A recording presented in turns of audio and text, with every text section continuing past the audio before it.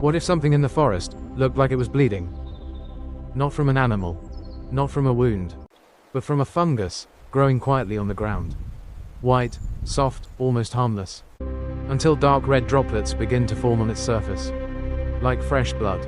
This is the bleeding tooth fungus, and 90% of people have no idea what it really is. Deep in cold, damp forests, where sunlight barely reaches the ground, something unusual begins to grow.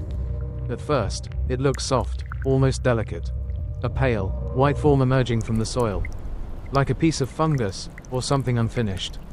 But then, small droplets begin to appear on its surface. Thick, dark, red, as if the forest itself is bleeding.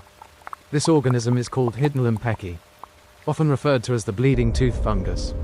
Its appearance is unsettling, because it mimics something deeply familiar: blood. But what you're seeing is not blood at all. The red liquid is actually a form of guttation, a process where the fungus releases excess moisture. But this isn't just water. It contains pigments, deep red compounds, that give it that striking, almost violent appearance. A natural function that looks like something else entirely. The bleeding tooth fungus thrives in vital nutrients cold climates, coniferous forests, ecosystem. Moist, acidic soil. It often grows among moss and fallen needles, quietly blending into the forest floor, unless you're close enough to notice. Despite its appearance, this fungus is not aggressive. It does not hunt. It does not move. But it plays a role. Like many fungi, it forms relationships with trees, helping exchange nutrients underground.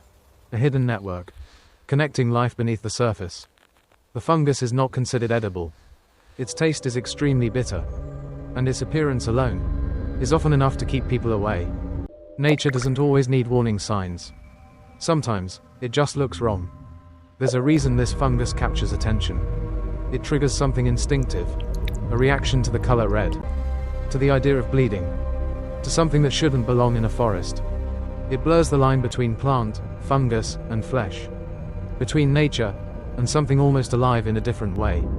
The bleeding tooth fungus reminds us, not all beauty is comfortable. Not all nature is gentle. Sometimes, it confronts us, forces us to look, and question what we're seeing. So the next time you walk through a forest, and something feels slightly off, pause. Look closer.